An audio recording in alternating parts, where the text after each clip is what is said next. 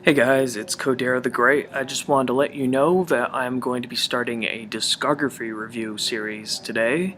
I'm going to be completing the Katatonia discography, everything from Dance of December Souls to Dead End Kings, just for about like one album per day.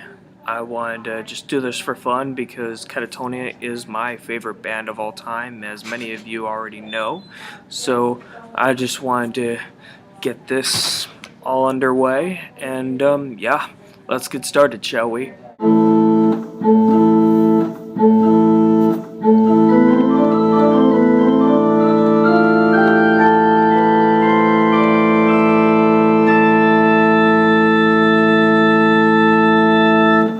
Katatonia with Dance of December Souls. As you can see, I've incorporated a new theme into these reviews, so from this review forth, I am going to be using that. Add a bit of a gothic atmosphere. Muhaha. Anyway, let's get started with the review. So Dance of December Souls by Katatonia, their first album, was released on the very convenient date of December 14th, 1993, in a time when the death and doom metal genres have been thriving. This is essentially their peak. Other bands that have been successful during this year were Anathema, My Dying Bride, and Paradise Lost, to just name another few. And this album right here remains to be one of the most unique albums of Katatonia's discography. It's unlike anything that they've ever released in any time period, whether it be a Discouraged Ones or a Dead End Kings or even a Brave Murder Day. This is completely unique in this band's discography, most definitely. A very haunting and chilling atmosphere lingers throughout this album. It is very gothic, very romanticized doom metal of a sort, and it contains such lyrics as "Your fucking God is dead, shall forever be delivered," in a manner that would send shivers up the spines of the most pious of Christian followers. What also sets this album apart from other Katatonia albums is the use of Dance 1.0's keyboards. They're very haunting, they're chilling, very ice cold, so to speak. When you hear them, it's very, romanticized, as I said before. I mean, of course, Katatonia would use keyboards in their later efforts, but they'd be, more modern sounding, so to speak. Here, it's very, romantic, but very haunting at the same time. That's what sets this apart from any other usages of their keyboards. So unlike the typical song lengths that we get from Katatonia that would be about 3 to 5 minutes long, this album contains 2 songs that eclipse 13 minutes. So that is very unique. Those 2 songs are Velvet Thorns of Durnwill and Tomb of Insomnia. Those are the 2 songs that eclipse the 13-minute mark, and they help lend a sort of progressive atmospheric metal direction to this album.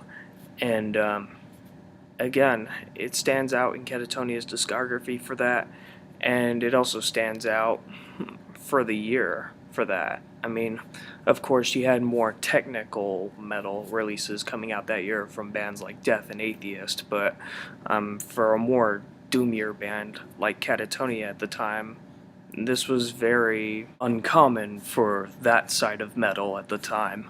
And the songwriting itself, when you listen to the actual songmanship of this album, it follows a much more meandering, wavy pattern as opposed to the more straightforward line that you'd hear with songs from like Brave Murder Day and Discouraged Ones especially. So, again, they were following a completely different path with their first album, and it'd be very unlike what they would come up with the following albums. I think the most unique thing to say about this album is the fact that this is Jonas Renkse's only album in which he actually growls on.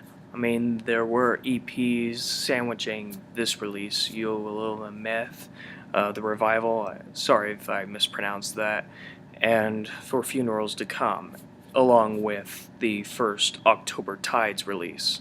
So he was able to growl there, but this is the only actual, studio album in Katatonia's discography that he would growl on.